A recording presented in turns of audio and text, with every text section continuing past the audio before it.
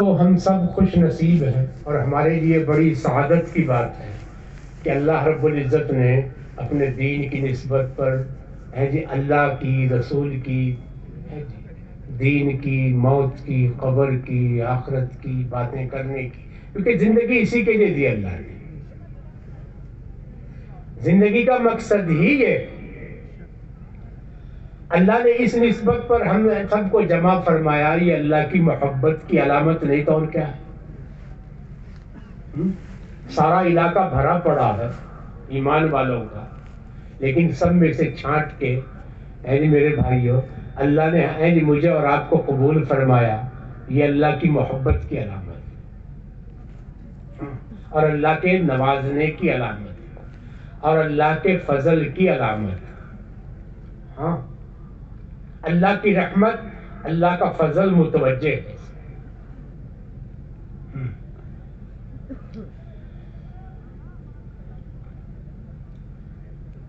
میرے بھائیوں، بزرگوں، دوستوں، یہ لکھا کتابوں میں کہ جب حضرت اللہ رب العزت نے آدم علیہ السلام کا پتلا، ہمارے دادا،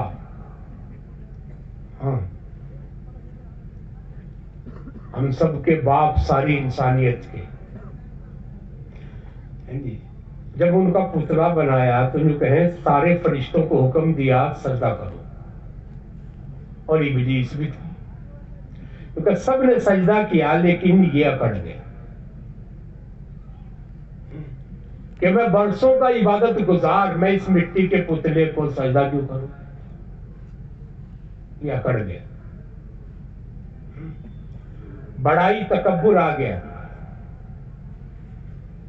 وہ فرماتے تھے نا حضرت مولانا سلیمان صاحب رحمت اللہ علیہ، وہ فرماتے میں نے ایک مرتبہ حضرت مولانا انعام الحسن صاحب رحمت اللہ علیہ سے پوچھا کہ لوگ کہتے ہیں کہ شیطان آدمی کو گمراہ کرتا، سیدھے راستے سے بھٹکا دیتا. یہ مشہور ہے اور حقیقت بھی یہی ہے. قسم کھا کے آیا کہ جس کے لیے مجھے دھتکارا گیا میں جگہ جگہ ہر موقع پر اسے گمراہی کے راستے پر لے جاؤں گا، صحیح راستے سے بھٹکا، تیرا حکم تڑواؤں گا، تیری نافرمانیاں کراؤں گا. یہ اکڑ گیا ہے نا. قرآن پاک کے علماء بتاویں گا وَإِذْ قُلْنَا لِلْمَلَائِكَةِ اسْجُدُوا لِآدَمَ فَسَجَدُوا إِلَّا إِبْلِيسَ. سجدہ کرنے کے لیے کہا گیا، اکڑ گیا، میں نہیں کروں. تو بزرگوں، اس کے عوض میں ہوا کیا کہ ساری زندگی وہ صدیوں کی عبادت اس پہ پانی پھر گیا. اللہ نے ہمیشہ کے لیے دھتکار دیا، لعنت کا طوق اس کے گلے میں ڈال دیا.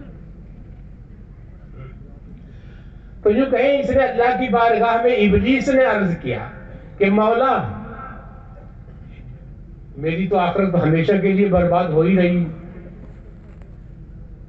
میں نے اتنے برس تیری عبادت کی، اس کے بدلے میں مجھے تو کچھ دے دے، آخرت تو گئی. اللہ رب العزت نے ارشاد فرمایا مانگ کیا مانگتا ہے؟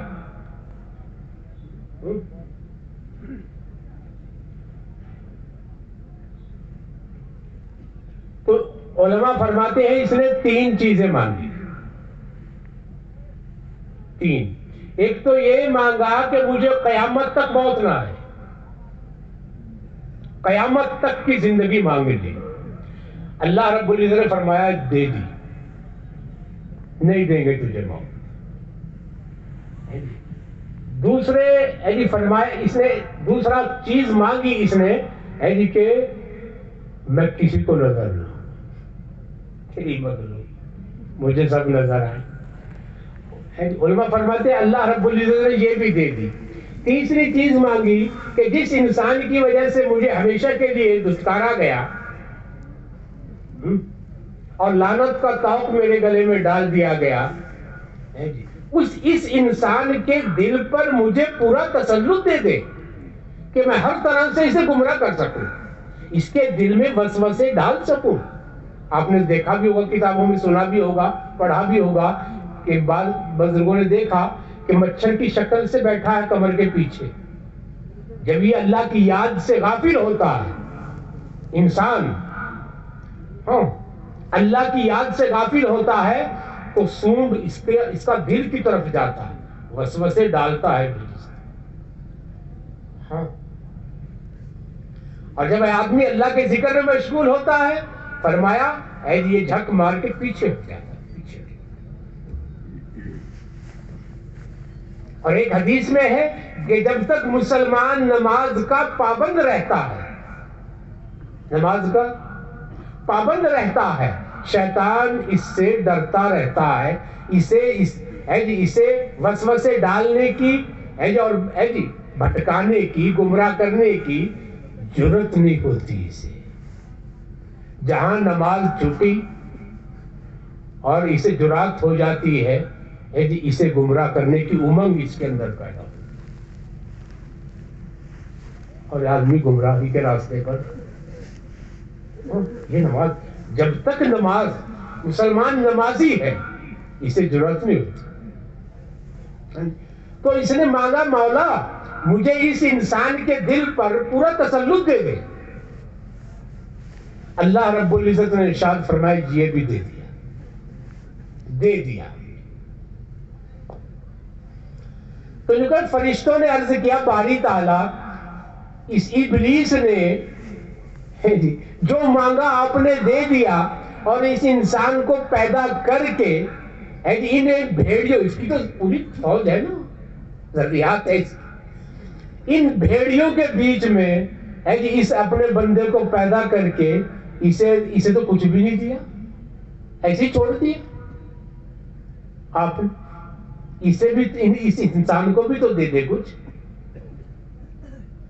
اللہ رب العزت نے ارشاد فرمایا ہم نے اس انسان کو اور اپنے بندے کو اور اپنی بندی کو ایک چیز دی، اس کو 3 دی، اپنے بندوں کو ایک چیز دے رہا ہوں۔ فرشتوں نے عرض کیا باری تعالیٰ وہ کیا ہے؟ فرمایا توبہ۔ کیا؟ ارے بولو نا، توبہ۔ کفر سے بڑا کوئی گناہ نہیں۔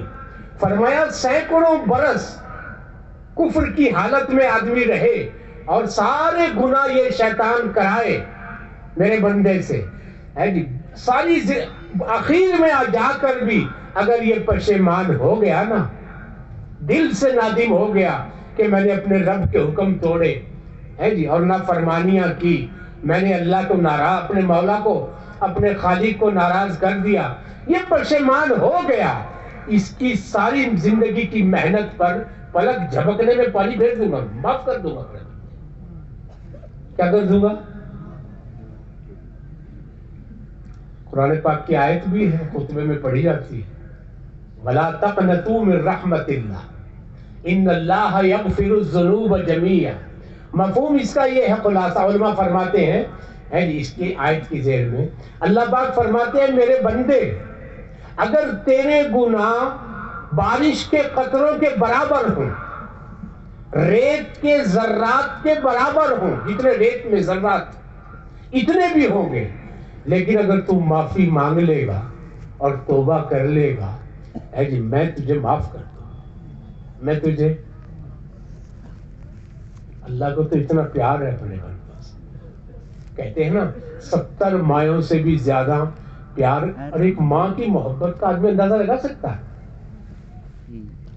نہیں لگا۔ سارے رشتوں کی محبت کر سکتا ہے اندازہ، لیکن ایک ماں کی محبت کا اندازہ نہیں لگا سکتا آدمی، اور اللہ فرماتے ہیں 70 مائوں سے زیادہ پیار ہے مجھے۔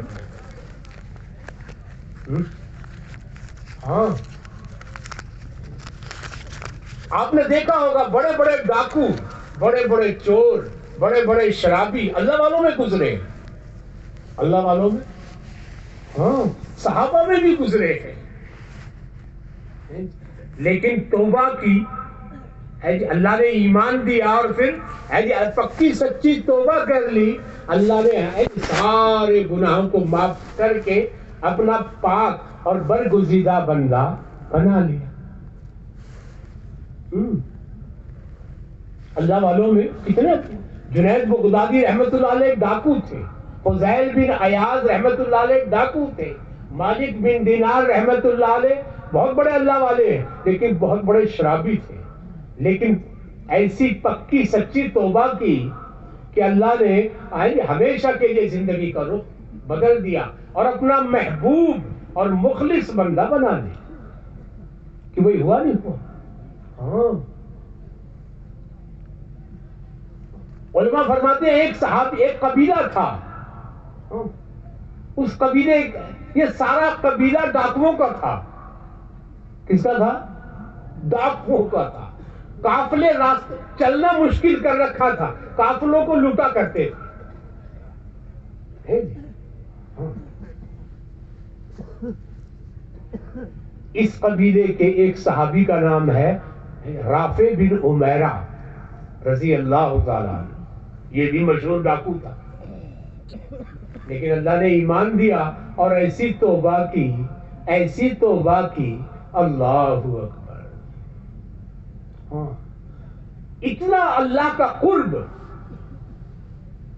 اور اللہ کی معرفت اور اللہ پہ بھروسہ اور یقین، اللہ اکبر۔ ایسے کیا بنا دیا اللہ نے؟ تھے کہاں؟ مشرکوں کی اولاد اور پھر ڈاکوؤں کی اولاد، مشرک بھی ڈاکو بھی۔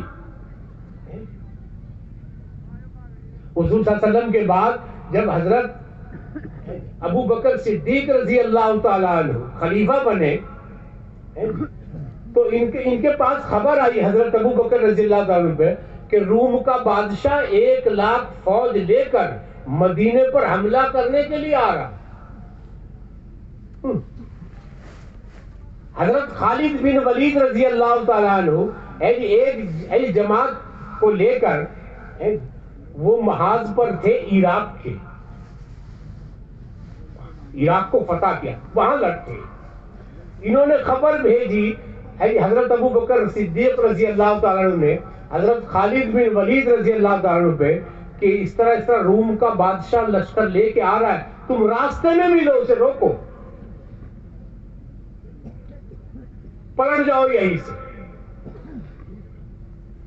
روم کا بادشاہ، روم کہاں ہے جانتے ہو؟ یورپ میں ہے، اٹلی،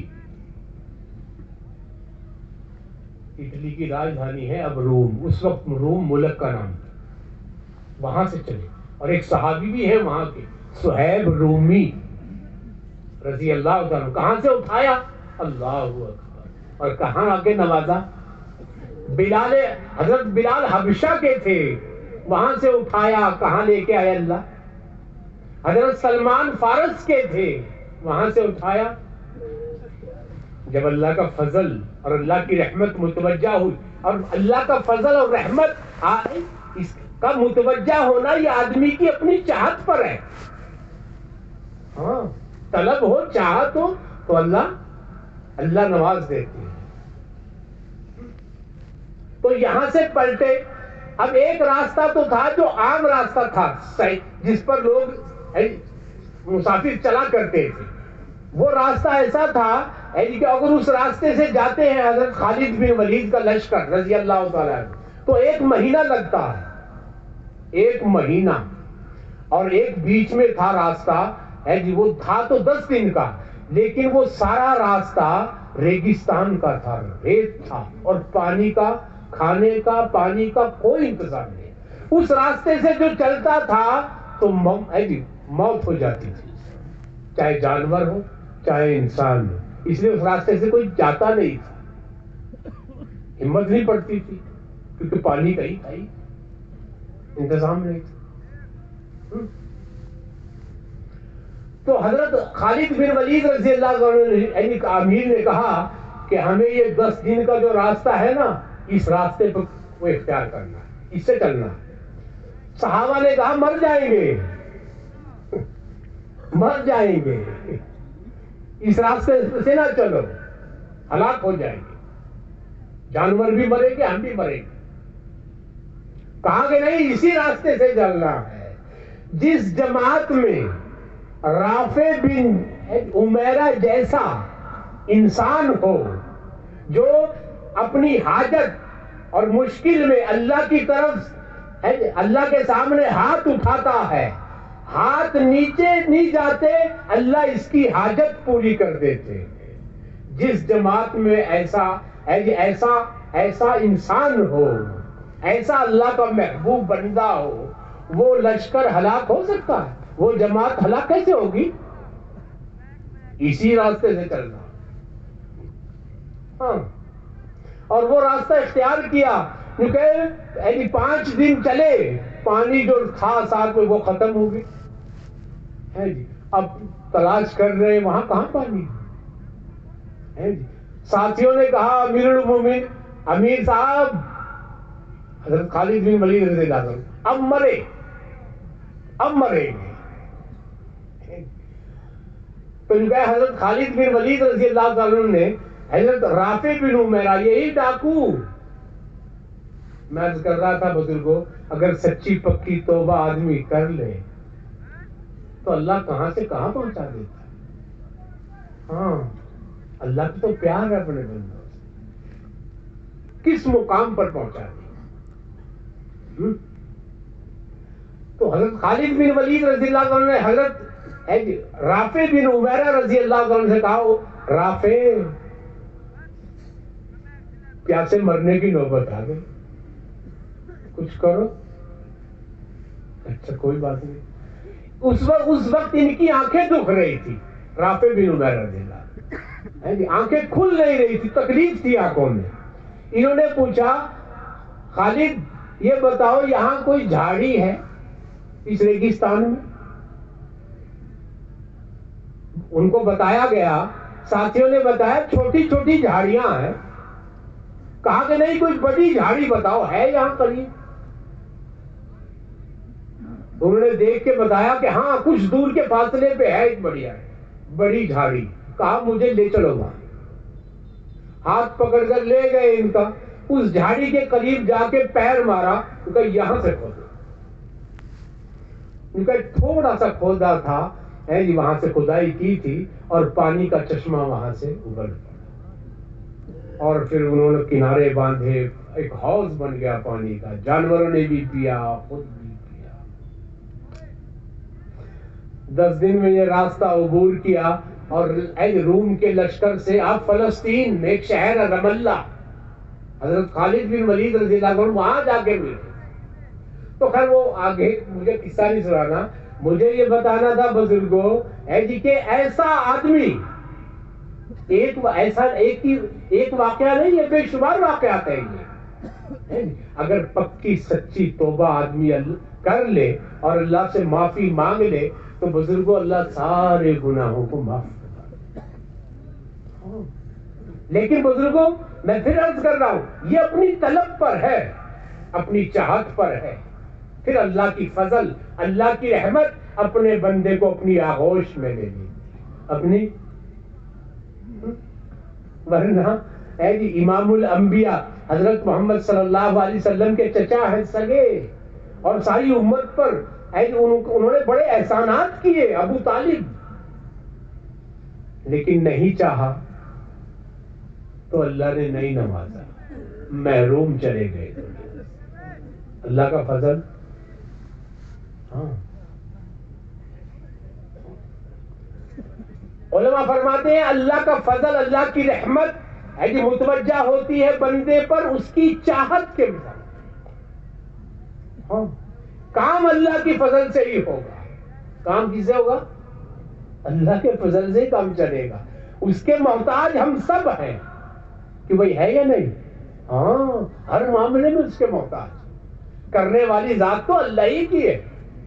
ہاں, کتابوں میں لکھا ہے, فضائل صدقات میں ہے کہ ساری دنیا اور ساری دنیا کی طاقت کسی ایک انسان کو نفع پہنچانے پر آ جائے, اور اللہ نہ چاہے تو ساری دنیا مل کے اور ساری دنیا کی طاقت مل کے اس انسان کو نفع نہیں پہنچا سکتی. اور ساری دنیا کسی کو تکلیف پہنچانا چاہیں میرے بھائیوں، اللہ نہ چاہے تو ساری دنیا مل کے کسی کو تکلیف نہیں پہنچا سکتی. ہاں تو میرے بھائیوں بزرگوں دوستوں، طلب اور اپنی چاہت پر ہے جی میرے بھائیوں پھر اللہ کی رحمت، اللہ کا فضل، اللہ کے فضل، اللہ کی رحمت کی ہم سب کے سب محتاج ہے یا نہیں؟ نہ دنیا میں کام چلے گا اس کے بغیر، نہ آخرت میں چلے گا.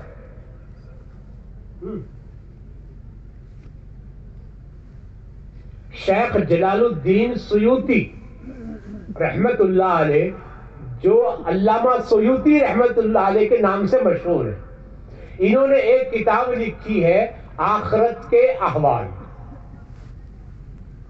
اس میں ایک واقعہ لکھا ہے انہوں نے، جو واقعہ نہیں حدیث ہے بلکہ حضور صلی اللہ علیہ وسلم نے صحابہ کے مجمع میں یہ واقعہ سنا ہے.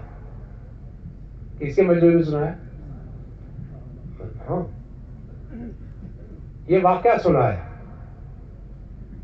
انہوں نے. ہمارے نبی حضرت محمد صلی اللہ علیہ وسلم نے سنایا یہ واقعہ. فرمایا بنی اسرائیل میں ایک بڑا عبادت گزار آدمی تھا. بنی اسرائیل کا ایک آدمی تھا، بڑا عبادت گزار تھا، لیکن عبادت تو کیا کرتا تھا، لیکن بیوی، بچے، گھر، کاروبار، ضروریات، کھانا پینا، آرام، یہ دخل تو ہے نا. ہاں یہ تو ساتھ لگے ہوئے ہیں نا. تو انہوں نے یہ آ گئی دل میں کہ یہ سب کچھ ترک کرنا. میں چاہتا ہوں میں رات دن صرف اللہ ہی کی عبادت میں مشغول ہوں، اللہ کی عبادت میں، اسی میں میری زندگی گزرتا ہے. یہ سوچ کر انہوں نے بستر باندھ لیا اور بیوی، بچے، گھر، کاروبار، اپنا وطن سب کچھ چھوڑ دیا، سب کچھ چھوڑ کے چل دیے. اس وقت جائز تھا، یہ رہبانیت اسے کہتے ہیں. اس دین محمدی ہے، ہاں یہ جو دین اسلام ہے اس میں ایسا کرنا جائز نہیں. کچھ علماء ہاں اس میں جائز نہیں ہے، اس میں بیوی بچوں کا حق ہے جی، ان کی ساری ذمہ داریاں یہ ذمہ ہے پوری کرنی. اور خالی یہی نہیں، دنیاوی ضروریات، بلکہ جو اللہ نے اپنے ہر بندے پر، ہر بندی پر سب سے بڑی ذمہ داری تو اپنے ماتحتوں کی دین کی ڈالی ہے. کائے کی ڈالی ہے؟ ہمارے نبی نے ارشاد فرمایا جس کا مفہوم ہے، فرمایا تم میں سے ہر ایک نگہبان ہے، اور کل قیامت کے دن ہر نگہبان سے سوال کرے گا اللہ تعالیٰ. بادشاہ اپنی رعایا پر نگہبان ہے. گاؤں بستی کا، علاقے کا کوئی با اثر آدمی ہے تو اس سے پورے بستی کے بارے میں پوچھو گی. گھر کا کوئی ذمہ دار ہے، فرمایا اس سے پورے گھرانے کے بارے میں پوچھو گی کہ دین کے اعتبار سے کیا فکر ہے اور اس ذمہ داری کو کتنا نبھائے. ہاں اب یہ جائز نہیں ہے. اب تو بزرگوں حلال طریقے سے شرط ہے، یہ شرط ہے، حلال طریقے سے بغیر دھوکہ دیے، بغیر جھوٹ بولے، بغیر کسی کا حق مارے، بغیر رشوت لیے، بغیر سودی کاروبار کیے ہوئے، بزرگوں حلال روزی جو کما کے آدمی اپنے بچوں کو کھلاتا ہے نا، جانتے ہو کیا ہوگا؟ علماء فرماتے ہیں قیامت کے دن جب اعمال تولے جائیں گے نا، اعمال نامہ، ایک طرف نیکیاں رکھی جائیں گی پلڑے میں، دوسرے پلڑے میں برائیاں، تو سب سے پہلے نیک اعمال کے پلڑے میں جانتے ہو کون سی نیکی رکھی جائے گی؟ نماز نہیں، روزہ، حج، زکات نہیں. حلال طریقے سے جو کما کے اپنے بچوں کو کھلایا ہے نا، یہ نان نفقہ، فرمایا یہ نیکی سب سے پہلے رکھی جائے گی. سمجھے؟ ہاں اس وقت رہبانیت جائز تھی. تو اس نے سب کچھ چھوڑ کے، سب کچھ ترک کر کے، بیوی بھی بچے بھی سب کو چھوڑ کے یہ چل دیا. یہ آدمی ہمارے نبی حضرت محمد صلی اللہ علیہ وسلم سنا رہے یہ بات. اللہ ہم سب کو عمل کی توفیق. تو فرمایا یہ چلا، آپ نے فرمایا یہ چلتے چلتے پہاڑوں میں چلا گیا اور پہاڑ کی چوٹی پہ جا کے اس نے ایک چھپر ڈال لیا. کیا ڈال لیا؟ کٹیا. اور وہاں پڑ گیا. اب اس نے دن میں بھی اللہ کی عبادت، رات میں بھی اللہ کی عبادت اس نے کرنی شروع کی. تو کوئی مشغلہ نہیں. اور اللہ نے وہاں کیا کیا؟ کیونکہ وہاں ایک انار کا درخت اگا دیا اور جو دیکھتے ہی دیکھتے بڑا ہو گیا. اللہ تو ہر چیز پر قادر ہے. ہاں، دیکھتے ہی دیکھتے بڑا ہو گیا اور دیکھتے ہی دیکھتے اس نے پھل دینا شروع کر دیا. اور وہاں سے پہاڑ کی چوٹی پر وہیں ایک، جہاں یہ اس کی کٹیا تھی وہیں چھوٹا سا ایک چشمہ اس اللہ نے جاری کر دیا. چشمہ پانی کا، میٹھا پانی، میٹھا پانی. اب یہ عبادت گزار بنی اسرائیل کا عابد کیا کرتا تھا؟ یہ روزانہ اس میں سے ایک انار توڑتا اور اسے کھا لیا کرتا اور پانی پی لیا کرتا. کہیں نہ آنے کی ضرورت نہ جانے، روزی کا انتظام اللہ نے. اس طرح اور رات دن اللہ کی عبادت میں لگا رہا. 500 برس گزر گئے. کتنے؟ 500 برس اس حالت میں گزرے. کوئی مشغلہ نہیں، رات دن اللہ کی عبادت، نماز پڑھنا، تسبیح پڑھنا ہے جی، دعا مانگنا، اللہ کے سامنے رونا، بس یہی اللہ کو یاد کرنا، یہی دھن تھی. اللہ ہمیں بھی توفیق، سب سے بڑا سرمایہ ہے یہ. 500 برس گزر گئے سارے، پھر اس کی موت آ گئی. اس کی، ہمارے نبی نے ارشاد فرمایا جس کا مفہوم ہے، فرمایا اس کی موت کے بعد جب اللہ کے دربار میں اس کی روح کی حاضری ہوئی، وہاں اللہ کے دربار میں پیش کیا گیا اس کی روح کو ہے جی، تو اللہ رب العزت نے ارشاد فرمایا اس میرے بندے نے مجھے راضی کر دیا. فرشتوں جاؤ، لے جاؤ اسے جنت میں نے اپنے فضل سے اسے بخش دیا. میں نے اپنے فضل سے اسے بخش دیا. لے جاؤ جنت. جب جنت میں لے جا رہے تھے اسے، اس کے دل میں ایک کھٹکا پیدا ہوا، بات آئی دل میں. اب اللہ تو دلوں کا بھیدی ہے، کیا چل رہا جانتا ہے میرا، وہ تو دل کی بات کو بھی جانتا ہے. یہ کھٹکا پیدا ہوا، یار آج جو بخشش ہوئی تو وہ بھی اس کے فضل سے ہی ہوئی.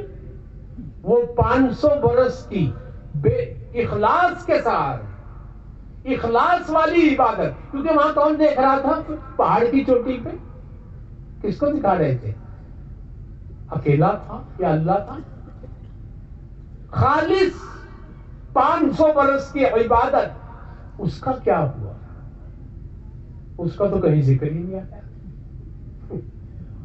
بخشش ہوئی تو کہیں بھی ہوئی، میں نے تجھے اپنے فضل سے بخش دی.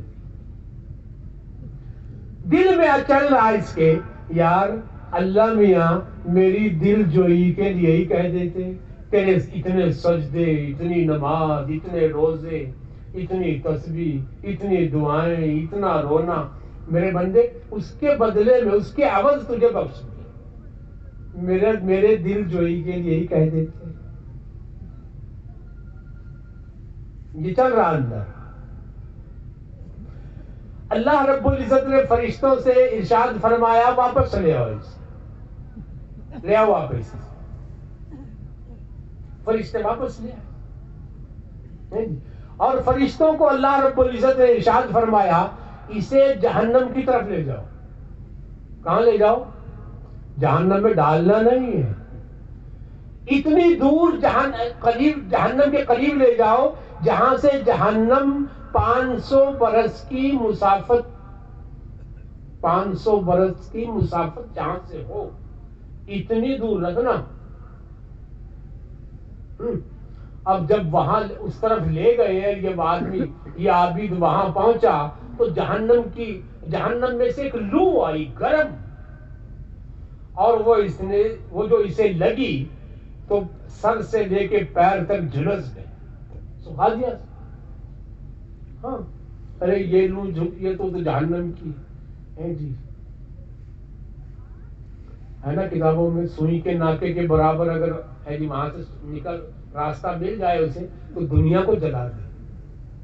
اللہ پوری انسانیت کی اور پوری امت کی حفاظت. سوکھ گیا، بالکل سکھا دیا ہے جو اس جھونکے نے جہنم کے، سوکھ گئے. اور پانی پانی، زبان لٹک گئی، ہونٹ خشک، زبان خشک ہو گئی.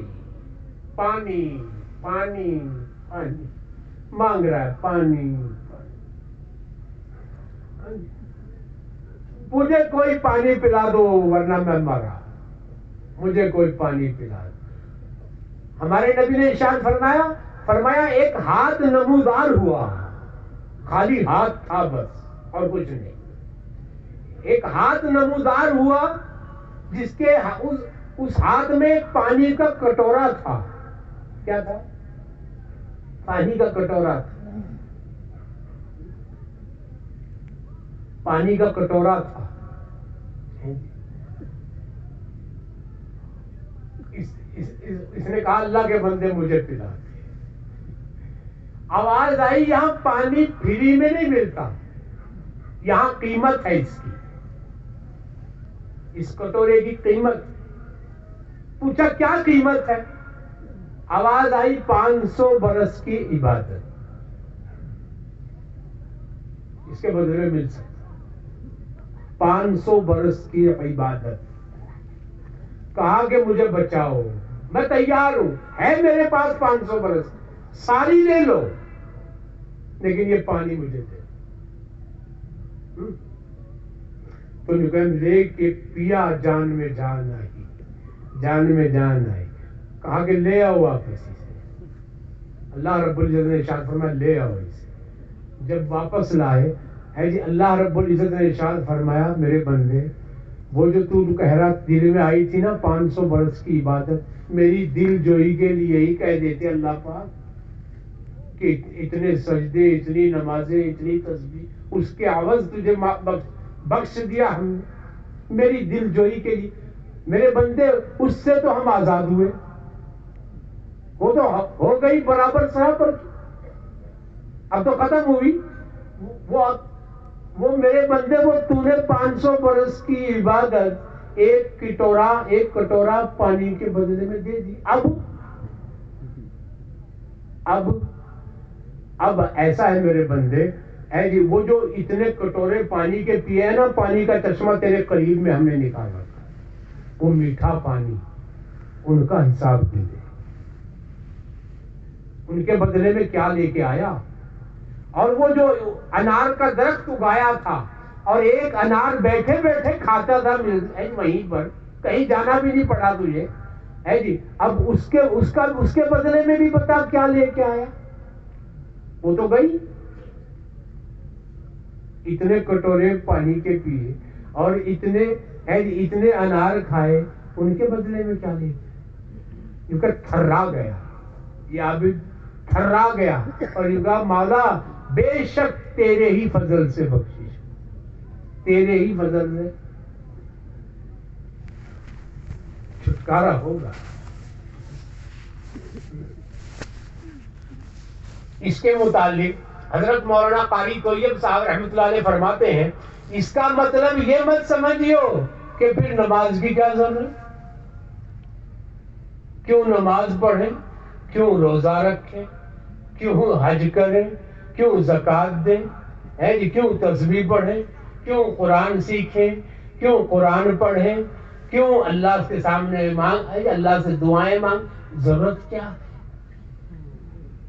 یہ اشکال پیدا. اس کا جواب انہوں نے دیا ہے.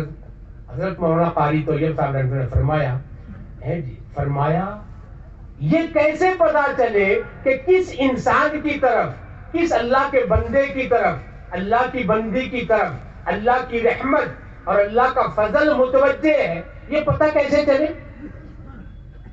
کیسے پتہ چلے گا؟ سب جی رہے ہیں زندگی, پتہ کیسے چلے؟ قاری صاحب فرماتے ہیں, فرمایا عمل کی توفیق ہو جانا اس کی علامت ہے عمل. کیا ہے؟ نماز کی توفیق اللہ نے دی تو سمجھو اللہ کا فضل متوجہ. ہاں, روزے کی, زکوٰۃ کی, حج کی, تسبیح کی, اللہ کا نام لینے کی, میرے بھائیو اللہ کو یاد کرنے کی, اللہ کے سامنے ہاتھ پھیلانے. فرمایا یہ اعمال اور اللہ کے احکامات پر اگر عمل کی توفیق مل گئی, یہ علامت ہے کہ اس بندے پر, اس بندی پر اللہ کا فضل متوجہ ہے. کیا ہے؟ کیا ہے؟ کیا ہے علامت؟ ہاں, نماز کی توفیق ہو رہی تو عمل, عمل, عمل ہے اس کی علامت, عمل ہے اس کی پہچان. سمجھو جو آدمی اللہ کے احکامات پر عمل کر رہا ہے, حکم کو پورا کر رہا ہے, ہاں, اور اللہ کے نبی کی سنتوں پہ عمل کر رہا ہے, تو سمجھو اس کی طرف اللہ کا فضل متوجہ, اللہ کی رحمت متوجہ. کیا ہے بھائی؟ اللہ کا فضل متوجہ. ہاں, اور اب میرے بھائیوں, اگر عمل سے کوڑا ہے مسلمان, عمل کی توفیق نہیں, مثال کے طور پر ایمان کے بعد, ایمان کے بعد سب سے بڑا عمل کیا ہے بھائی؟ بولو کیا ہے؟ نماز. نماز کی توفیق نہیں, روزے کی توفیق نہیں, زکوٰۃ کی توفیق نہیں, اللہ کو یاد کرنے کی توفیق نہیں, ہاں, تسبیح پڑھنے کی توفیق نہیں, ہاں, دعا مانگنے کی توفیق نہیں, اس کے معاملات اچھے نہیں, اس کے اخلاق اچھے نہیں, اس کی معاشرت اچھی نہیں, اس کا کھانا کمانا اچھا نہیں, اس کا لین دین اچھا نہیں ہے, اس کی شکل و صورت ٹھیک نہیں, اس کا لباس ٹھیک نہیں, تو کیا ہے؟ کیا ہے اس کی علامت؟ سمجھو اس پر اللہ کا فضل متوجہ نہیں, بلکہ یہ آدمی اللہ کے غصے میں, اللہ کی ناراضی میں چل رہا ہے. چل رہا ہے. میرے بزرگ اور دوستوں, یہ جو کہہ دیں نا ہم, ہے جی عمل ندارت, ہاں, نماز زندگی میں نہیں ہے, اللہ کی یاد زندگی میں نہیں ہے, اللہ کو راضی کرنے کا جذبہ نہیں, شوق نہیں ہے جی, اور آخرت کی فکر نہیں, اس کی تیاری نہیں, کھانے کمانے کو دیکھ کر اور اپنے گھر کاروبار کو دیکھ کر یہ جو مطمئن ہے ہوئے بیٹھے ہیں نا میں اور آپ, اور یہ کہتے مزے ہو رہے, مزہ نہیں ہے. یاد رکھنا, اگر عمل زندگی میں نہیں, حکم اللہ کے پورے نہیں ہو رہے, سنتیں زندگی میں نہیں, اللہ کا تعلق, اللہ کی معرفت حاصل نہیں, تو فرمایا یہ آدمی اللہ کی ناراضی میں چل رہا ہے, خطرے میں ہے. یہ موج نہ کہاں موج ہو رہی ہے, خطرے میں ہے, تو بہت بڑے خطرے میں, تیرے ساتھ کچھ بھی ہو سکتا ہے. سب سے بڑی بات یہ کہ تیری دنیا بھی خراب ہوگی, تیری آخرت بھی خراب, عمل خراب ہوگا تو تیری آخرت بھی خراب. ہاں, یہ ایسی چیز نہیں ہے بزرگوں جس کو نظر انداز کر دیا جائے. ہاں, اگر زندگی میں عمل نہیں, نماز نہیں. ایک نا حدیث, ایک صحابی ہے ابو مسلم رضی اللہ تعالیٰ, انہوں نے ابو امامہ رضی اللہ تعالیٰ عنہ سے ایک مرتبہ عرض کیا کہ حضرت, ایک شخص نے آپ کی طرف سے ایک حدیث نقل کی, ایک حدیث نقل کی. وہ کیا کہ آپ کہتے ہیں کہ میں نے حضور صلی اللہ علیہ وسلم سے سنا ہے, جو مسلمان اچھی طرح وضو کرے, کیا کرے؟ اچھی طرح وضو کرے اور پھر فرض نماز ادا کرے, کیا کرے؟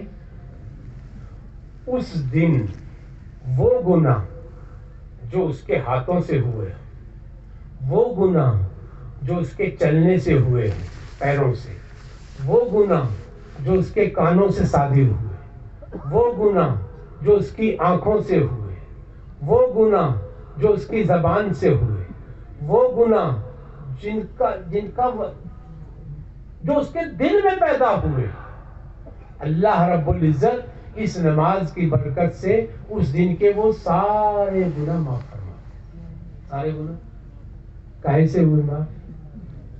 حضرت ابو امامہ رضی اللہ تعالیٰ عنہ نے ارشاد فرمایا، میں نے یہ مضمون، یہ بات نبی اکرم صلی اللہ علیہ وسلم سے کئی مرتبہ سنی، ایک مرتبہ نہیں، کئی مرتبہ سنی۔ کتنی بڑی فضیلت ہے نماز کی۔ میں نے پہلے حضرت ابو ہریرہ رضی اللہ تعالیٰ عنہ فرماتے ہیں، ایک مرتبہ حضور صلی اللہ علیہ وسلم نے ارشاد فرمایا، ابو ہریرہ ایک بات بتاؤ، ابو ہریرہ ایک آدمی ہے، اس کے دروازے کے آگے ایک نہر چل رہی ہے، کیا چل رہی ہے؟ نہر، اور یہ آدمی روزانہ اس نہر میں 5 مرتبہ غسل کرتا ہے۔ کتنے مرتبہ؟ ابو ہریرہ، اس آدمی کے جسم پر، بدن پر کوئی میل باقی رہے؟ حضرت ابو ہریرہ رضی اللہ عنہ نے عرض کیا، یا رسول اللہ صلی اللہ علیہ وسلم، یہ تو بالکل پاک صاف ہو جائے گا، کچھ بھی باقی نہیں رہے گا۔ آپ نے ارشاد فرمایا، یہی حال ان 5 نمازوں کا ہے۔ جو 5 وقت کی نماز پابندی سے، اہتمام سے پڑھے گا، فرمایا اس کے سارے گناہوں کو اللہ اسی طرح معاف کر دیں گے، اور گناہوں سے اس اپنے بندے کو پاک کر دیں گے، جس طرح وہ پاک ہو 5 مرتبہ غسل کرنے سے پاک، اس طرح سارے گناہوں سے پاک کر دیں گے۔ کہیں سے پاک کر دیں گے؟ ارے گناہ گار تو ہم سب ہیں ہی بھائی، رات دن تو ہوں، لیکن نماز کی برکت ہے۔ کیا کی برکت؟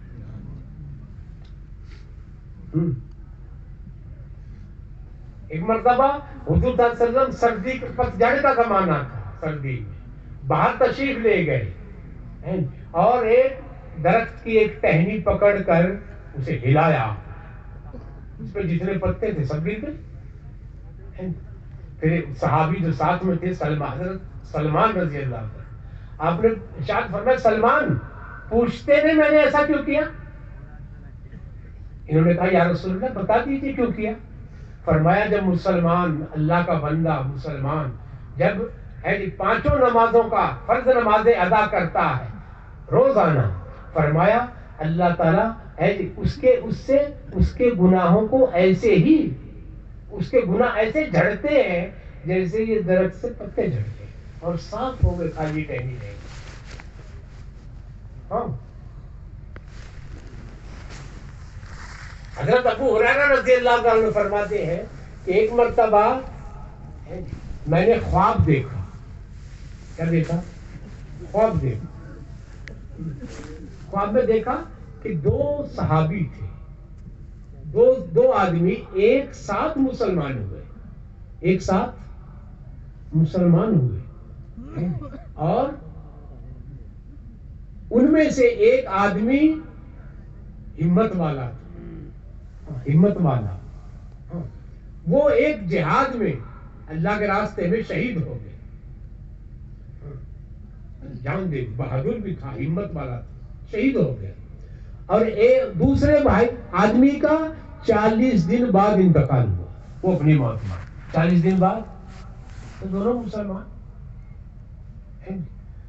تو یہ حضرت ابو ہریرہ رضی اللہ عنہ فرماتے ہیں، میں نے خواب میں دیکھا کہ یہ دونوں آدمی جنت کے دروازے پہ کھڑے ہیں، حشر قائم ہو گیا، جو لوگ جا رہے ہیں دروازے پہ کھڑے ہیں۔ تو ان کے اندر سے ایک فرشتہ آیا، اور یہ جو تھے نا، جن کا 40 دن بعد انتقال ہوا تھا، ان کو پہلے جنت میں جانے کا حکم ہو گیا، ان کو لے گیا جنت میں، اور وہ جو شہید تھے وہ کھڑے ہیں۔ شہید کا مرتبہ تو بہت اونچا ہوتا ہے نا، ہاں، شہید کا تو خون کا قطرہ زمین پر گرنے سے پہلے اللہ اس کی بخشش فرما دیتے ہیں۔ جو اللہ کے نام پہ جان دے دے، جان سے زیادہ کوئی محبوب ہوتی ہے کوئی چیز؟ ہاں، اس سے ہمارے نبی نماز کی اہمیت بتا رہے ہیں. ہاں، اہمیت بتا رہے ہیں. تو انہوں نے یہ خواب، ان کو بڑا تعجب ہوا. ہاں، کچھ لوگوں سے کہا میں نے ایسا خواب دیکھا ہے کہ شہید کھڑا رہ گیا اور 40 دن بعد جس کا انتقال ہوا وہ جنت میں پہلے چلا گیا. ایک مسلمان اکٹھے ہوئے تھے، بڑا تعجب ہوا. تو حضرت ابو ہریرہ رضی اللہ عنہ فرماتے ہیں کہ میں نے حضور صلی اللہ علیہ وسلم سے جا کے عرض کیا، یا رسول اللہ صلی اللہ علیہ وسلم، میں نے ایسا ایسے خواب دیکھا ہے، شہید رہ گیا کھڑا ہوا ہے. بعد میں اس کو بھی اجازت ہو گئی، لیکن پہلے وہ جس کا 40 دن بعد انتقال ہوا تھا ہے جی، وہ پہلے جنت میں داخل ہو گیا. ایک روایت میں 1 سال بھی ہے اور ایک روایت میں یہ 40 دن بھی ہے، 1 سال بھی ہے. تو حضور صلی اللہ علیہ وسلم نے ارشاد فرمایا اس میں تعجب کی کیا بات ہے؟ تعجب کی کیا بات ہے اس میں؟ پہلا بھائی وہ جو ایک بھائی جس کا انتقال ہوا تھا وہ مسلمان نہیں تھا. فرمایا تھا. کہا نمازی تھا؟ کہا یا رسول اللہ نمازی بھی تھا. فرمایا پھر یہ تعجب کی کوئی بات نہیں، وہ شہید تھا، لیکن اس 40 دن کے بعد میں جو اس نے نمازیں پڑھی، 40 دن بعد میں انتقال ہوا، اس 40 دن کی نمازوں نے اسے کہاں سے کہاں پہنچا دیا ہے جی. تمہیں کیا خبر؟ نماز اتنی بڑی دولت ہے. ہاں، شہید سے پہلے کہاں گئے؟ تعجب کی فتح کوئی بات نہیں. ہاں. اور ایک جگہ فرمایا اس میں اور اس میں تو زمین آسمان کا فرق ہو گیا. ہاں، نماز اتنی بڑی دولت ہے جی میرے بھائیو. اسی وجہ سے ہمارے نبی حضرت محمد صلی اللہ علیہ وسلم کے بارے میں آپ نے سنا ہوگا، آخری کلام کیا تھا؟ یہی تھا، نماز نماز میری آنکھوں کی ٹھنڈک ہے. نماز تھا یا نہیں تھا؟ اور بلکہ عمل کر کے دکھایا آپ نے. آپ سے اٹھا بھی نہیں جا رہا. 2 صحابیوں حضرت ابو بکر رضی اللہ تعالیٰ عنہ نماز پڑھانے کے لیے کھڑے ہوئے اور آپ حجرے سے حضرت اپنے چچا عباس رضی اللہ تعالیٰ عنہ ایک دوسرے صحابی کے کندھوں پہ ہاتھ رکھ کے، صحابہ نے دیکھا پیر زمین پر نہیں ٹک رہے تھے، گھسٹ رہے تھے، اور اسی حالت میں آپ نماز میں آ کے شریک ہو. اس حالت میں بھی نماز یہ بتایا ہمارے نبی نے. ہاں، تو میرے بھائیو، اگر اللہ کو سجدہ کرنے کی توفیق نہیں رہی تو پھر کیا رہا بتائیے ذرا؟ بچا کیا پھر؟ ہاں بزرگوں، میں تو کہتا ہوں جس گھر میں نماز نہیں ہے نا ہے جی، اس سے بڑی نحوست کوئی نہیں.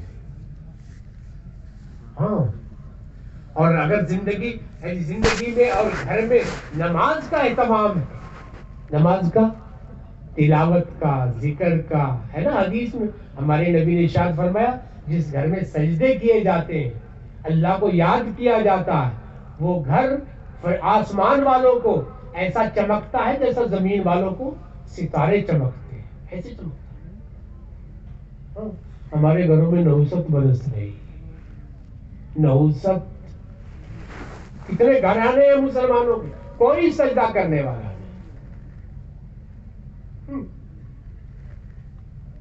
ہماری جماعت گئی تھی ملاقات میں ہے جی، 2 بھائی تھے ہے جو ان کے آگے کئی 6 7 بیٹے اور پوتے اور نواسے پڑ پوتے. بوم میں ملاقات میں گئے تھے، ڈیری تھی ان کے پاس، بھینسوں کی ڈیری، بہت بڑی ڈیری تھی. سب لگے ہوئے تھے، کوئی گھاس کھیر رہا ہے، کوئی دھار نکال رہا ہے، کوئی. میں نے اس بڑے میاں سے پوچھ لیا، بڑے میاں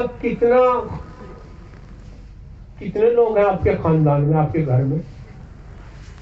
سب ملا کے بتاؤ. اس نے گن کے بتایا 52. کتنے؟ 52 سب ملا. میں نے پوچھا اچھا یہ بتاؤ نماز کتنے پڑھتے؟ کہا کہ نماز کوئی نہیں پڑھتا، ایک بہو ہے بس وہ نمازی، باقی سب بیڑا غرق. ایک عورت.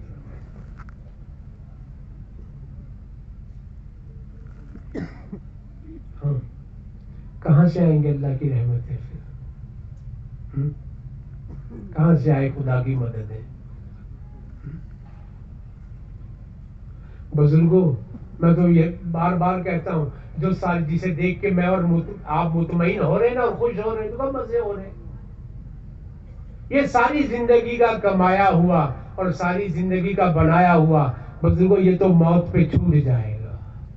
کپڑے تک اتار لیں گے لوگ، تیری گھڑی، تیری انگوٹھی، تیرے پیسے سب کچھ نکال لیں گے. یہ تو چھوٹ گیا موت پہ، اور آگے کے لیے عمل نہیں کیا تو رہ گئے نا خالی. بچا کچھ پہ؟ ارے بولو کیا بچا؟ اس لیے آئے تھے دنیا میں، اس لیے بھیجا اللہ نے دنیا میں. ارے رہ گئے نا خالی، خالی حقیقت میں خالی.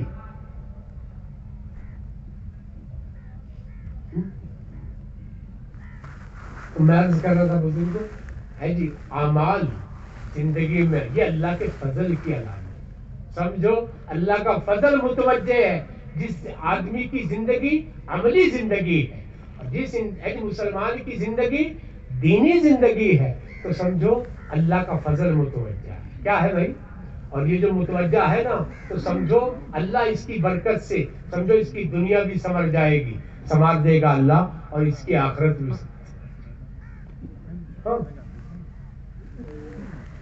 اچھا عمل کے بارے میں جانتے تو سب ہیں. اس کے متعلق بھی حضرت شیخ الحدیث حضرت مولانا زکریا صاحب رحمت اللہ علیہ نے کتاب لکھی ہے فضائل صدقات. اس میں ایک حدیث لکھی، اس میں لکھا ہمارے نبی حضرت محمد صلی اللہ علیہ وسلم نے ارشاد فرمایا آدمی عمل جو کرتا ہے، اللہ کے احکامات پر عمل جو کرتا ہے، کب کرتا ہے؟ فرمایا وہ کرتا ہے اپنے ایمان اور یقین کے وقت. کہیں کے وقت ہے جو آدمی ایمان میں یقین میں جتنا پکا، فرمایا وہ احکامات پر عمل، اور فرمایا اپنی دینداری میں بھی اتنا ہی پکا اور مضبوط ہو. جو آدمی جو مسلمان ایمان میں یقین میں جتنا کمزور ہوگا، فرمایا وہ اللہ کے احکامات پر عمل کرنے میں اور اپنی دینداری میں بھی اتنا ہی کچا اور کمزور ہو. یہ ہمارے نبی نے ارشاد کیا، اور یہ کھلی ہوئی بات ہے. اندر کی طاقت ہے جو بزرگوں ہے یہ آدمی کو اللہ کے حکم پہ کھڑا کرتی ہے اور حرام سے روکتی ہے. حرام سے، اللہ کے ناراضی والے کاموں سے کون سی طاقت ہے یہ؟ اچھا جیسے اب سردی چل رہی، آج تو کم ہے، اللہ کا شکر ہے نا، کم ہے، کم ہے. یہ جو سردی ہے جی، اتنی سردی ہو رہی ہے کہیں پچھلے مہینے سے. ایک آدمی سخت سردی ہے جیسے، اور بند کمرہ بالکل ہے جی، اور عالی شان بستر ہے، اور اپنے لحاف میں لپٹا ہوا پڑا سو رہا آرام کے لیے. ادھر فجر کی اذان ہو گئی، فجر کی اذان ہو گئی. اے جی بزرگوں ایمانداری سے بتاؤ وہ کون سی طاقت ہے جو کمرہ لحاف چھڑا دے اور کمرے سے باہر نکال دے اور ٹھنڈے پانی میں وضو کرا کے مسجد میں لے جا کے اللہ کے سامنے کھڑا کر دے؟ کون سی طاقت ہے؟ بولو، جانتے کون نہیں نماز فرض ہے؟ پڑھ کتنا رہے؟ کتنے مسلمان ہیں نہیں جانتے کہ 5 وقت کی نماز اللہ نے فرض کی ہے؟ پڑھ کتنا رہے؟ وجہ کیا ہے؟ یہ بولو کون سی طاقت ہے؟ مئی جون کا مہینہ ہے، گرم ہوائیں چل رہی، لو چل رہی ہے میرے دوستوں، اور ایک آدمی اپنے عالی شان کمرے میں اے سی چلا ہوا ٹھنڈا کمرہ بالکل پڑا ہے، اور ادھر ظہر کی اذان ہو گئی. کیا ہو گئی؟ ظہر کی اذان ہو گئی. بزرگوں یہ اے سی کمرے سے نکال دے اور سخت گرمی اور لو میں بزرگوں اسے لا کے مسجد میں وضو کرا کے اللہ کے سامنے کھڑا کر دے، کون سی طاقت ہے؟ بولو کون سی طاقت؟ اللہ کا خوف، اللہ کا ڈر، اللہ کا یقین، اللہ کا بھروسہ، اللہ کی قدرت، اللہ کی طاقت. جھوٹ بولتا ہے تو لاکھوں آ گئے، جھوٹ بولتا لاکھوں آ گئے، دھوکہ دیتا ہے تو لاکھوں آ گئے، اور جھوٹ سچ بولتا ہے تو جمع میں سے بھی جا رہے. وہ تو اس حال میں بھی آدمی کو ایسی بزرگوں سچ بولنے پر مجبور کر دے اور جھوٹ سے روک دے، کون سی طاقت ہے؟ کون سی طاقت؟ تقریر سے رک جاوے گا؟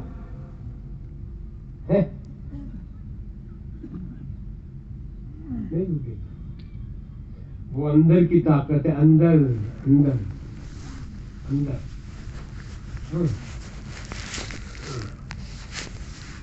اندر کی طاقت. اس لیے میرے بھائیوں بزرگوں دوستوں، ایمان اور یقین سیکھنا یہ ہے بنیاد. اس کی بنیاد پر کہا جاتا ہے کہ اس کا محتاج ہر مسلمان، کہ اللہ کے راستے میں نکل کر اللہ والا یقین کہ کرنے والی ذات اللہ کی، اپنے ایمان کو سیکھے، اپنے کلمے کو سیکھے، یقین کو سیکھے. ہاں ہے نا.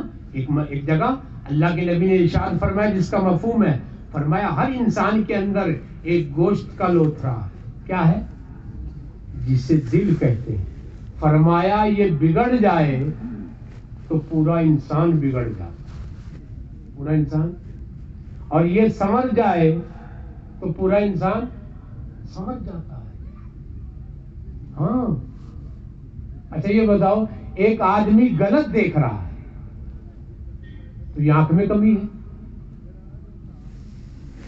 جی کاہے میں کمی ہے؟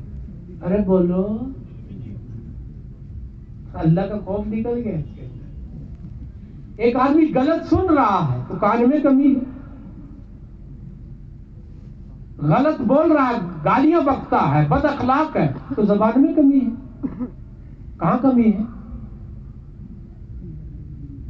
غلط پکڑ رہا ہے، غلط چل رہا ہے، ہاتھ میں کمی ہے. سارے اعضاء اس کے تابع ہیں. اس کے اندر سے نکل گیا اللہ کا خوف، اللہ کا ڈر. یہ ہے بگاڑ کی وجہ. اس لیے پورا انسان، آپ نے فرمایا پورا انسان بگڑ جاتا. یہ ٹھیک ہو جائے، اس میں سے خدا کا غیر نکل جائے، خدا کے غیر کا یقین، مخلوق کا یقین اس کے اندر سے نکل جائے. فرمایا یہ ہے. اور ایک اللہ کی ذات کا یقین صرف اللہ ہی کرتا. میرا پالنہار، اس کائنات کا مالک خالق، اس کائنات کا کرتا دھرتا کون ہے بھائی؟ اللہ ہے. یہ یقین اس کے دل میں بیٹھ جائے. آپ نے فرمایا یہ ہے دل کا سمجھ، یہ ہے دل کا. اس کی محنت ہے، یہ اس کی ہے جو ہے دل کا یقین. وہ یوں کہیں، ایک امام فخر الدین رازی رحمت اللہ علیہ، جو امام راضی کے نام سے مشہور ہے، علماء فرماتے ہیں، کتابوں میں بھی لکھا ہے. امام فخر الدین رازی رحمت اللہ علیہ یوں کہیں، انہوں نے ایمان پر، توحید پر اور اللہ کے وجود پر، کہ اللہ موجود، اللہ کے وجود پر 100 دلیلیں قائم کی. کتنی؟ پکی ٹھکی 100 دلیلیں، جن کے ماننے کے علاوہ کوئی چارہ نہیں. ایسی دلیلیں انہیں یہ ذوق تھا، آ گئی اندر، ان کے اندر آ گئی. انہیں یہ ذوق تھا کہ تیرے سے مضبوط اور کامل ایمان کسی کا نہیں، کیونکہ 100 دلیلیں قائم کی توحید پر، اللہ کے وجود پر. تیرا ایمان سب سے مضبوط، سب سے کامل. فرمایا جو ان پڑھ مسلمان کوئی ملتا تھا، بے پڑھا مسلمان، اسے حقیر سمجھتے تھے اور یوں کہتے تھے تیرا کیا، تیرے پاس کیا دلیل ہے تیرے ایمان کی؟ دلیل میں دیتا ہوں، میں نے 100 دلیلیں لکھائی، تیرا کیا ایمان؟ یہ ذوق تھا اپنا اندر آتی بات. تیرے سے بڑا ایمان والا کامل ایمان والا کون ہو سکتا؟ 100 دلیل ہے. تو کیونکہ ایک مرتبہ سفر میں تھے, ایک دیہات کا رہنے والا ہل چلا رہا تھا, دیہاتی ہل چلا رہا تھا. یہ ان کے پاس گئے, پوچھا اڑیا, آ گیا وہ ہل چھوڑ کے. کہا کون ہے؟ مسلمان ہوں. فرمایا, انہوں نے فرمایا تیرے پاس تیرے مسلمان ہونے کی کیا دلیل ہے؟ دلیل پیش کر کہ تو ایمان والا ہے, مسلمان. کہا دلیل کی کیا؟ میں مانتا ہوں کہ اللہ کی ذات ایک ہے, اس سارے کائنات کا مالک خالق اللہ ہے, سارے کائنات کا پالنہار اللہ ہے جی. میں یقین ایمان لایا اللہ پر, فرشتوں پر, قیامت کے دن پر, یہ میرے ایمان کی علامت ہے, میں مسلمان ہوں. کہا کہ نہیں, اللہ کے وجود پر اور اللہ کی وحدانیت پر اور اپنے ایمان پر دلیل دے, تب مانوں گا تو مسلمان. دلیل کیا تیرے پاس دلیل ہے کچھ؟ اس نے کہا, اس دیہاتی نے کہا ٹھہر جا, میں دیتا ہوں تجھے دلیل. جا کے لٹ اٹھایا اپنا, اور امام صاحب آگے آگے اور یہ دیہاتی پیچھے پیچھے لٹ لے کے بس سن لے دلیل لے, یہ دے رہی ہے دلیل. کچھ دیر دوڑنے کے بعد رکے ہے جی, تو اس دیہاتی نے کہا ہے جی تیرے پاس دلیل ہے؟ تو کہا ہاں میں نے 100 دلیلیں دی, اسی لیے تو میں دلیل مانگ رہا تھا. یوں کہے وہ کیا مسلمان, اس دیہاتی نے کہا, جو اللہ کا وجود اور جس کا ایمان اور جس کی توحید دلیل کی محتاج ہو, وہ بھی کوئی مسلمان ہے؟ وہ کہاں کا مسلمان؟ میں دل کے یقین سے اللہ کو ایک مانتا ہوں, دلیل کی کیا ضرورت؟ اور حقیقت یہ ہے کہ فطری طور پر آدمی کا کسی مذہب سے تعلق رکھتا ہو, اس کا دل فطری طور سے اپنے وجود ہے اور اس کائنات کو دیکھ کر آدمی ماننے پر مجبور ہے, کسی دلیل کی ضرورت نہیں. ہاں, کسی دلیل کی ضرورت نہیں. میں بغیر دلیل کے, فرمایا دیہاتی نے کہا میں بغیر دلیل کے اللہ کو ایک کرنے والی ذات تنے تنہا اللہ. ہاں, اس کے وجود ارے وہ نظر نہیں آتا, لیکن اس کا جلوہ کائنات کی ہر شے میں, ہر چیز میں اس کا جلوہ نظر نہیں آ رہا, نہیں آ رہا. جس چیز پہ بھی نظر پڑے گی نا, وہ زبان حال سے گویا یہ کہہ رہی ہے اور بتا رہی ہے کہ ہمارا پیدا کرنے والا کوئی ہے, اور وہ کتنی زبردست قدرت اور طاقت کا مالک ہے, وہ بتا رہی ہے. جس چیز پہ بھی نظر پڑے گی, کہ وہی بتا رہی نہیں بتا. کون کہتا ہے کہ خدا نظر نہیں آتا؟ وہی تو نظر آتا ہے جب کچھ نظر نہیں آتا. وہی تو نظر آتا ہے جب کچھ. کہاں جاویں؟ دیکھا نہیں, مسجد میں پوچھا ہاں بھائی کیا ہوا؟ ہاں وہ کچھ کیا تھا, پہلے یہاں لے گئے, یہاں سے جواب مل گیا, پھر چنڈی گڑھ کہیں اور لے گئے, وہاں سے بھی جواب مل گیا. ان کا پھر ان کا مسجد تو اللہ ہی پر دعا کر. اب تو اللہ ہی بیٹھا ہے. اب پہلے ڈاکٹر تھے, اب کہاں آیا آخر میں؟ آنا پڑا کس کے؟ دعا کے لیے کہتا نمازیوں کو بھائی دعا کریں. اب تو کہاں؟ اس لیے شاعر نے کہا کون کہتا ہے خدا نظر نہیں آتا؟ وہی تو نظر آتا ہے جب کچھ نظر نہیں آتا. تو اس کے لیے دلیل کائنات کی ہر شے, ساری کائنات دلیلی تو ہے, نظر تو یہ بتا نہیں. پھولوں پہ نظر پڑے گی وہ بھی بتا رہے ہیں, ہر پھول کے جدا جدا رنگ, ہر پھول کی ہر ایک کی خوشبو جدا, یہ کیا بتا رہی ہے؟ یہ رنگ کس نے بھرے؟ مٹی کی تو ایک ہی خصلت ہے, ایک ہی رنگ ہے, یہ کہاں سے آئے رنگ؟ یہ اتنے سارے پھل، یہ آم کی ٹہنی آپ توڑ کے اور اس کے پتے کھا کے دیکھو، مٹھاس ہے، یہ پھل میں کہاں سے آ گیا؟ ٹہنیاں، بکل، لکڑی، کڑوی اور پھل، یہ رس کس نے بھرا؟ ہر ایک سارے پھلوں میں رس کس نے بھرا؟ اور یہ سارے پھلوں میں الگ الگ ذائقہ کس نے پیدا کیا؟ بولو، انسان کے بس کی بات ہے؟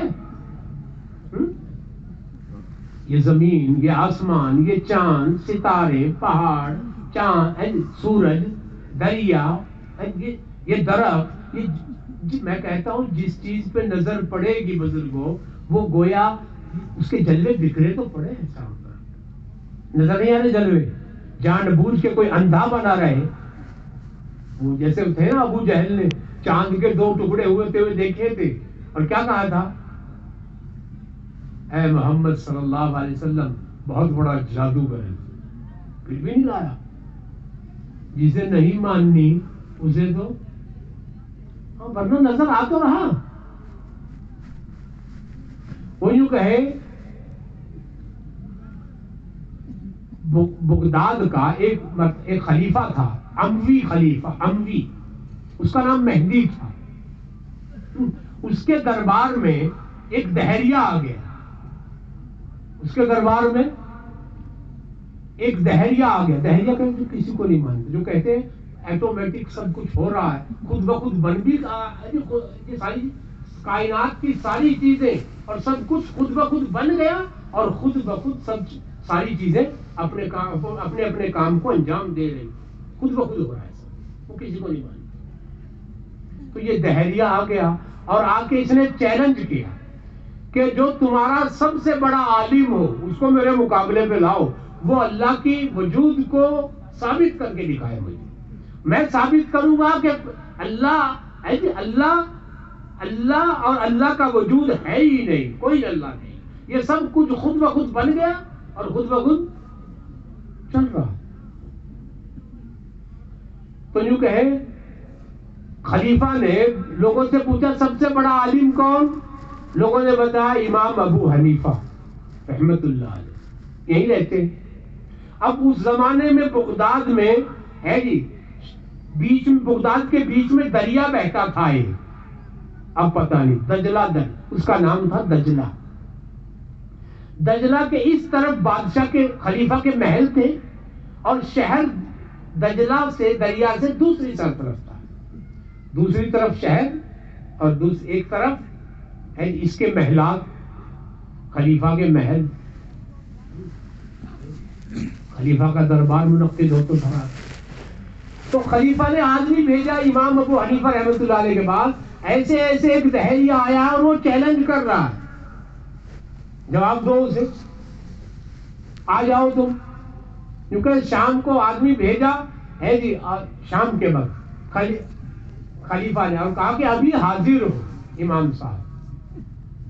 اب دربار لگا ہوا ہے، دہریہ بیٹھا ہے ایسے تخت پہ، ٹانگ پہ ٹانگ رکھے، لیکن امام ابو حنیفہ رحمت اللہ علیہ نہیں آئے۔ 12 بج گئے رات کے، اور پھر 1 بج گیا، خبر پیغام بھیجا تھا 6 بجے، اور بج گیا رات کا 1۔ اب یہ اس کی بن آئی، دہریے کی بن آئی، اور یہ شیخی منگا رہا ہے، اور یوں کہہ رہا ہے مجھے تو پہلے ہی اندازہ تھا میرے مقابلے پہ نہیں آئے گا، وہ اللہ کے وجود کو ثابت کر ہی نہیں سکتا، وہ نہیں آئے گا، بھاگ گیا وہ، اسے پتا چل گیا ہوگا کہ کوئی بڑا فلسفی اور بڑا دانشمند آج یہاں آیا، معلوم ہو گیا ہوا امام صاحب، اس لیے نہیں آئے گا۔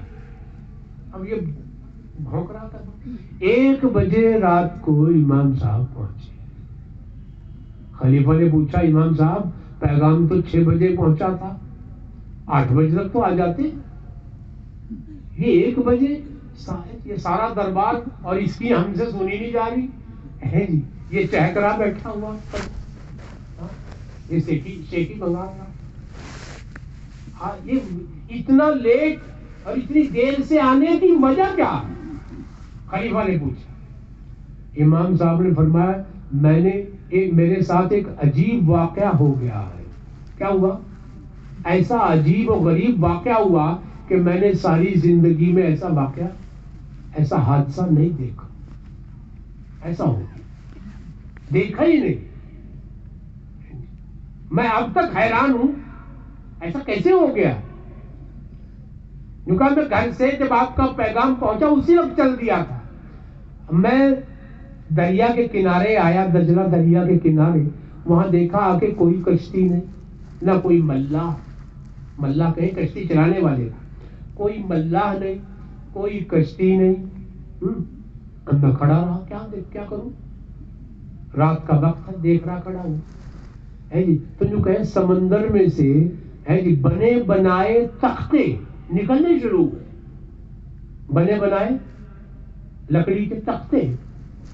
اب دریا میں سوچ رہا ہوں، دریا میں سے موتی نکلتے ہیں، مچھلیاں نکلتی ہیں، یہ لکڑی کے تختے بنے بنائے گھڑے گھڑائے یہ کہاں سے نکل؟ یہ عجیب بات. ان کے تختے نکلنے شروع ہوئے. پھر وہ یہ دربار میں بتا رہے امام صاحب، امام ابو حنیفہ رحمۃ اللہ علیہ، کہا کہ پھر وہ خود بخود جڑنے شروع ہوئے. تختے خود بخود جڑتے چلے جا رہے ہیں کنارے، اور جڑ جڑا کے وہ انہوں نے کشتی کی شکل اختیار کر. کیا بن گئی؟ کشتی بن گئی. لیکن ان درجوں میں سے پانی وہ کشتی میں آ رہا تھا. کیونکہ پھر کیا ہوا، کشتی بنی. پھر دریا میں سے پیتل کی اور لوہے کی کیلیں نکلنی شروع ہوئی. کیا شروع ہوئی؟ پانی میں سے نکلنی شروع ہوئی. میں حیران ہوں، یہ پیتل کی اور لوہے کی کیلیں نکل رہی ہے، کہاں سے نکل؟ کیونکہ پھر وہ خود بخود ٹھکنی شروع ہو گئی ان میں لکڑیوں میں. مکمل کشتی تیار ہو گئی، لیکن درجوں میں سے پانی اوپر آ رہا. پھر میں نے دیکھا کہ اس میں سے پانی میں سے روغن نکلنا شروع ہوا. وہ روغن نکلا، پھر وہ جو کشتی تھی اس کی درزوں میں خود بخود بھرنے لگا. وہ بھر گیا، پانی کشتی میں آنا بند ہو گیا. پھر وہ کشتی بن کے جب تیار ہو گئی تو وہ میری طرف آئی خود بخود. کوئی چلانے والا نہیں، کوئی بنانے والا نہیں، کوئی چلانے والا نہیں، خود بخود میری طرف چل پڑی. میں حیران، یا اللہ یہ ماجرا کیا ہے؟ یہ کون چلا رہا اسے؟ آ گئی اور وہ آ کے میرے قریب رک گئی، میں اس میں بیٹھ گیا. پھر وہ شہر کی طرف، پانی کا بہاؤ اس طرف تھا، پانی کے بہاؤ کے خلاف دوسری طرف چلنے لگی کشتی. جس طرف بادشاہ کے خلیفہ کے محل تھے اس طرف چلنے لگی.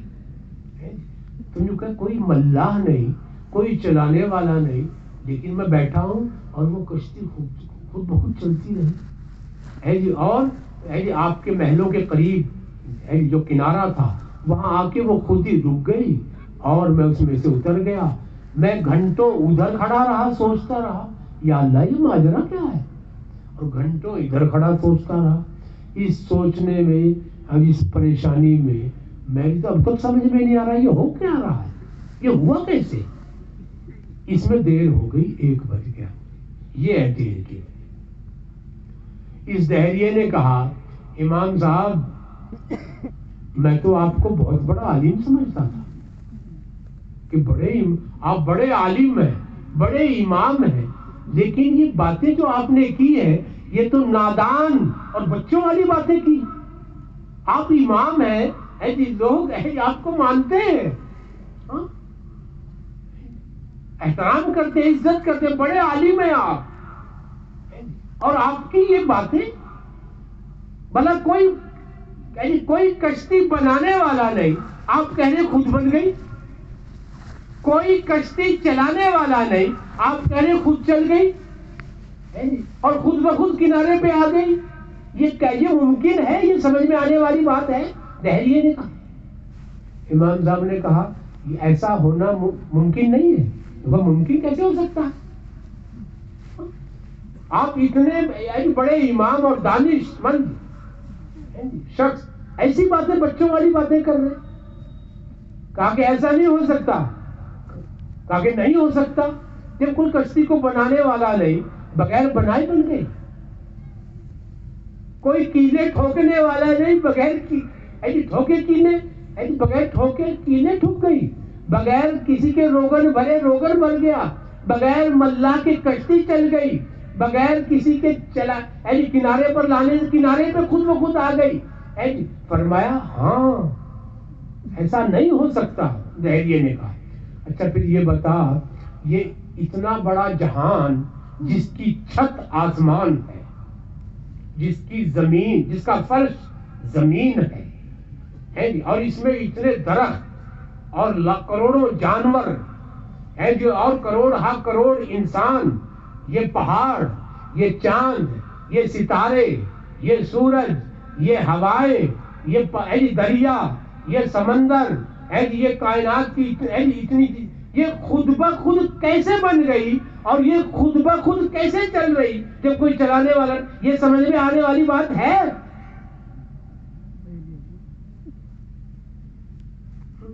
اب بتا تو, نادان اور بچوں والی باتیں تیری ہے یا میری؟ بتا. مناظرہ ختم ہو, کوئی جواب نہیں سکتا.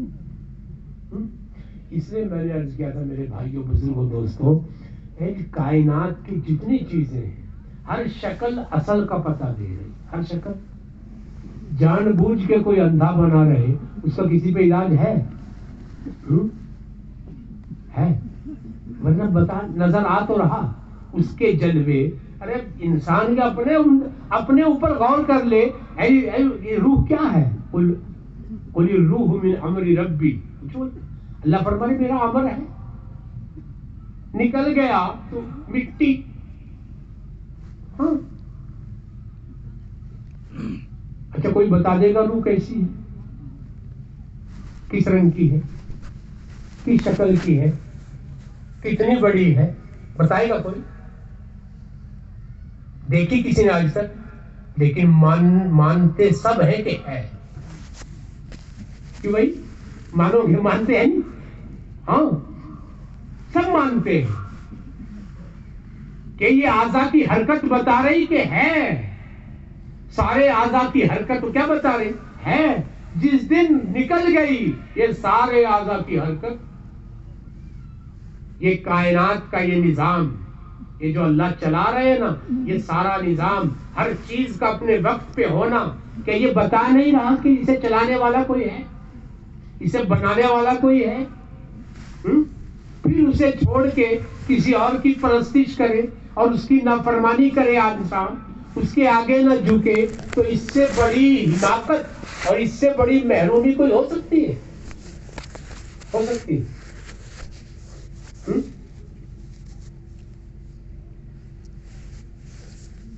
بزرگوں, اس یقین کو سیکھنے اور اس ایمان کو میں نے عرض کیا تھا جو ہر حال میں ہر موقع پر اللہ کے حکم پہ کھڑا کر دے اور پورا کرا دے, اور حرام سے روک دے, حرام سے روک دے.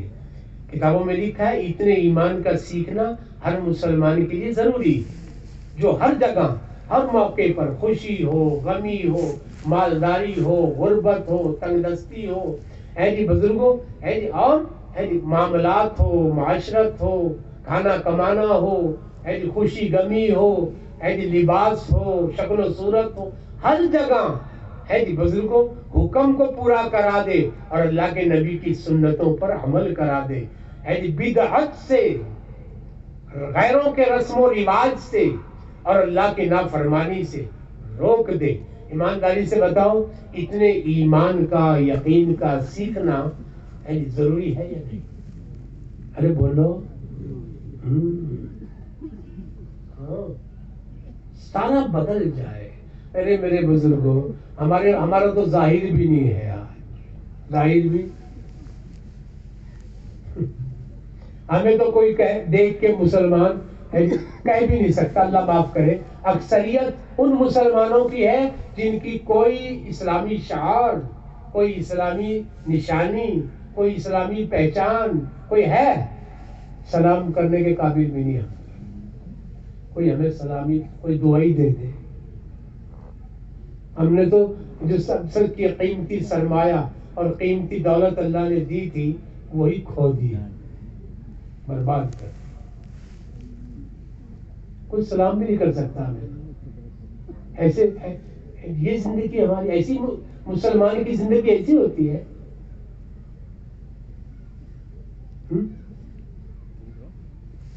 نہ لباس, اسے دیکھ کے ظاہر, نہ شکل و صورت ہے مسلمان جیسے. تو ایمانداری سے بتاؤ, محنت کی ضرورت ہے یا نہیں؟ ہے یا نہیں؟ بزرگوں, اگر زندگی میں دین نہیں ہے یاد رکھو کہ کچھ نہیں. ہاں, اس لیے کہتے ہیں اللہ کے راستے میں نکل کر آدمی محنت کرے, قربانی دے. جس درجے کی محنت اور قربانی آدمی دے گا اسی درجے میں اس کا ایمان کامل اور مضبوط ہوگا, یقین خدا کی ذات اور صفات پہ آئے گا.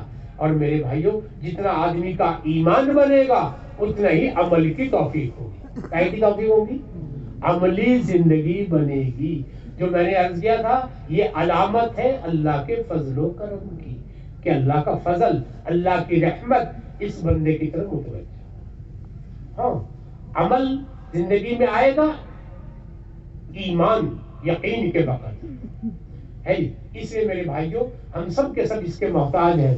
ہم سب کو اس کی ضرورت ہے کہ ہم اللہ کے راستے میں نکل کر خوب ایمان کی, یقین کے بول بولے, خوب اللہ کے بندوں میں چل پھر کر بزرگ کو دعوت دے. آج ساری چیزوں کو مخلوق کی طرف منسوب کیا جا رہا ہے, نہیں کیا جا رہا. میری عقل سے ہو گیا, یہ تو میری محنت کا کمال ہے. محنت تو دیکھ کتنی کی. ہاں, یہ میری تدبیروں کا کمال ہے, میں نے میری تدبیریں اختیار کی ہے جی. ہاں, بس ایسا کیا, پھر یوں کیا, اور پھر یوں ہو گیا.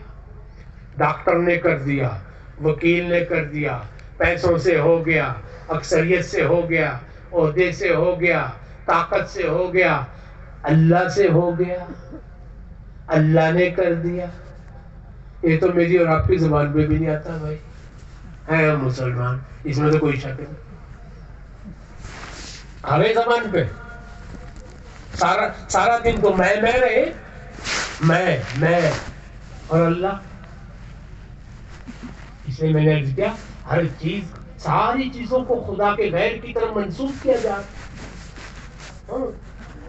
یہ دعوت دینا کہ نہیں بھائی, ہر چیز کو اللہ کی طرف منسوب کرنا, کہ کرنے والی ذات اللہ کی ہے. ڈاکٹر ہوں, وکیل ہوں, طاقت ہوں, تدبیریں ہوں, سب رکھی رہ جاتی ہیں اگر اللہ نہ چاہے.